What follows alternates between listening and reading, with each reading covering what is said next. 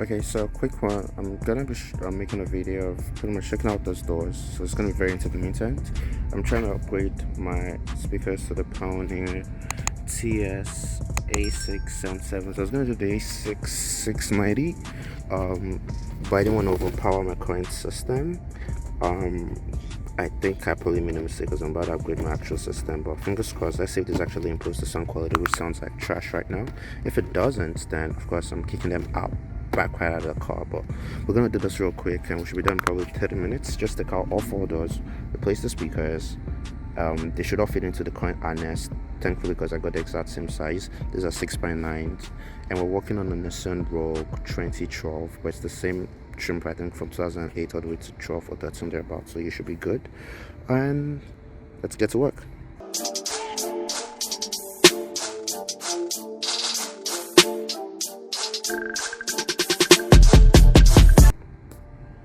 To take out that.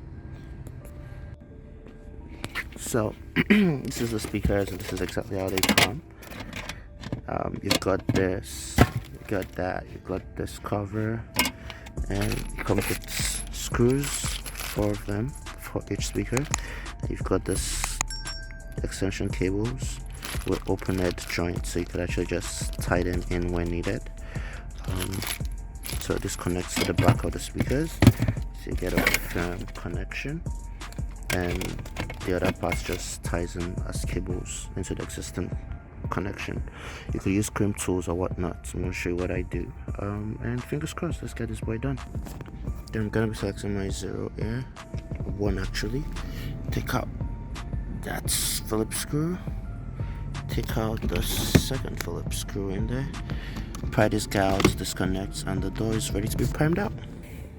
The next thing is to carefully walk your way around the vehicle, set around the vehicle around the door, gradually releasing all those panels, clips. And now that we've removed all the clips, the door swings out by sliding up, and you don't want to pull it out in a rush. The next thing you want to do is carefully come in and remove these guys. So that's out, and this boy too is also out, and now my door is free. And now you can see the existing trash that we have. Now this guy is actually performing and it's really done its best, but it's just time for it to go.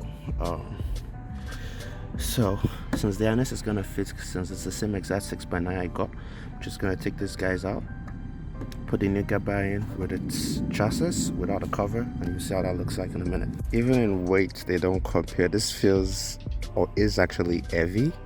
This guy feels like toy, like literally it's just 2 ohms and 20 watts. Damn.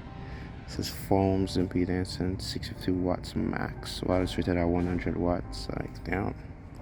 Okay, let's get better sound. So for my connections, I create a loop, crimp them up, and then I use masking tape for insulation, and I didn't cut out the original stuff so that I could coat them in there successfully. So I'm just gonna do that and then mask it all up, and it's gonna look like it was, just that I'll have this, but it's okay to keep this open, or I can just mask this up too.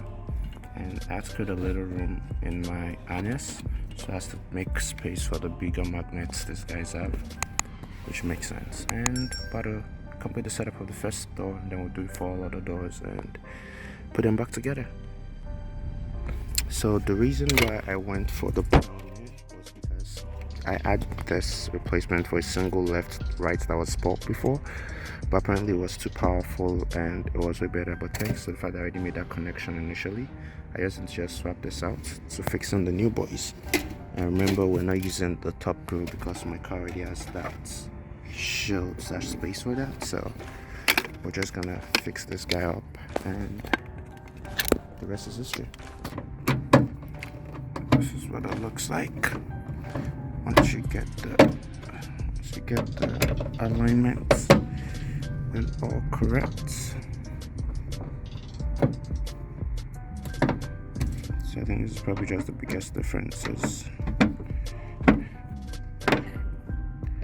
And now there are two ways to do the wired connection.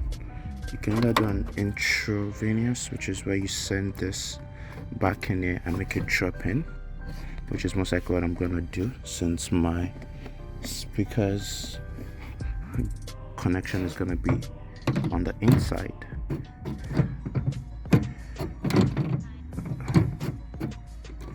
This way.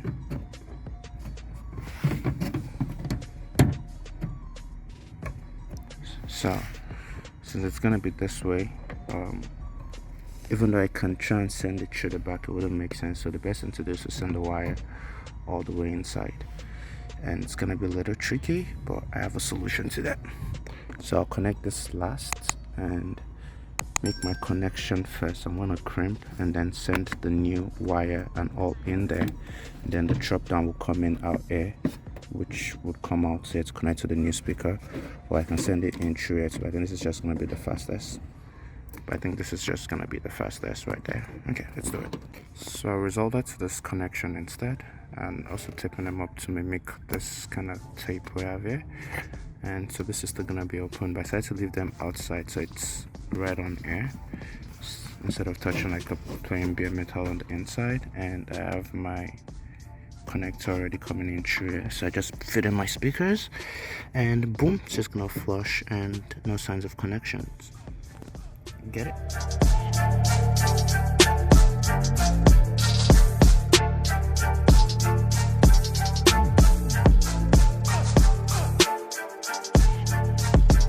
So I didn't show this earlier, so I think I'm gonna put this plug in there just to prove a point. When you want to take this out for the first time,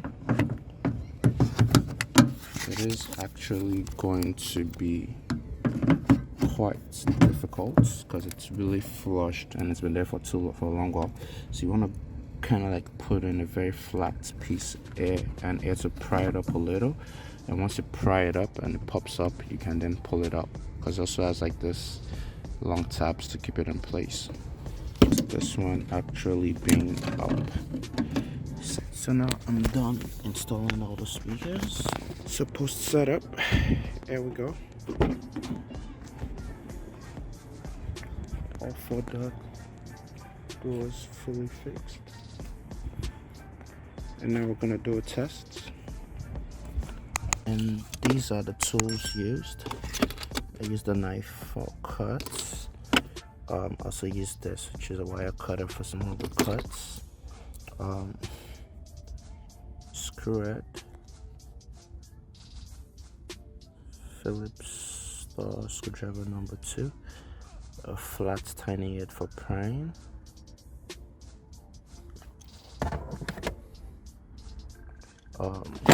my sockets with the extension to connect to a 10mm socket. I use this plier and obviously my screwdriver with another Phillips big head number 1, I believe. And those are all the tools I used in this, and lest I forget, my masking tape. So post setup, I'm taking the car for a spin, and it actually sounds pretty decent. I won't say it's top of the line good, but I'm okay, satisfied.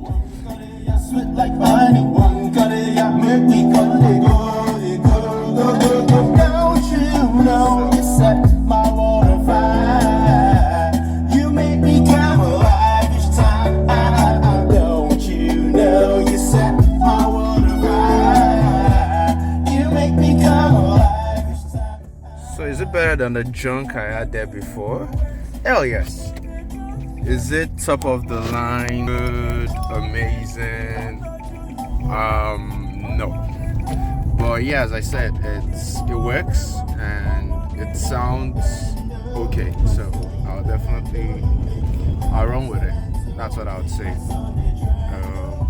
By the way, the sampling is Cynthia Simon featuring Sage Sinel, which is me. You can now, baby, nobody love you, take your place. But yeah, overall it's a decent speaker set. I got it for I think about 159 bucks on Amazon, so it's not bad at all. And the actual time for fixing, taking out all the doors and moving the panel in, I was estimating 30 minutes. That's a gross wrong estimate. Now this video is probably gonna be about 10 or 11 minutes. But the actual time it took me to make this, or pretty much to fit them in, was about 2 hours 10 or 15 minutes or about, so it's actually way longer than 30 minutes. So you want to do this probably like a day when you actually have like 2-3 hours solid to yourself to actually sit down, take out the door panels, put in the speakers, set them in. I think the connections were actually part of the things that took a little bit of. But overall, is this something you can do yourself? Oh yes, anybody can do this. Actually, if you don't know anything about anything, you can actually do this fix. So that's it from you guys. I'll test a couple of genres and probably add a little bit to the end of this video later on. But until next time, it's a Say Journey. Subscribe to the channel, please. I see you guys like car videos. We get a lot of views on car videos and like DIYs on cars. So I'll be doing probably more videos like this. And thank you so much. Cheers. So this is day one, about 12 hours after actually fitting in the speakers, and boy oh boy, I was wrong. This 4 speakers have actually upgraded the listening experience in the vehicle. Like now it sounds so much better. Like the bass is rich. Now if you crank it a lot up, or if you actually crank it all the way up, you can actually feel the distortion. And I think I also probably need like an amp or like a better EQ based system to just manage the speakers a little bit better, give them enough power to actually get crystal clear audio. But aside that, I think it's decent for the connectivity, for the sound, the rich bass, it's clear. Like literally it's an upgrade. And for the price that I got it for, $159 or about, it's very very much welcome upgrade. Like compared to what I had before, this is way a league ahead, like leagues ahead actually. So yeah, I guess this is the wrap of the video. I will recommend you guys to do an upgrade if you can afford to do it, especially if your audio is actually starting to sound crappy or your audio is actually crappy.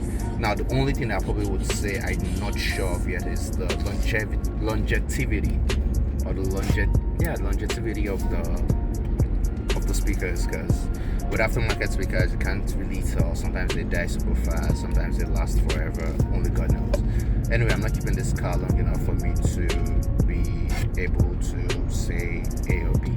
But anyways, there we go. Thanks guys for watching, and catch you guys on the next video.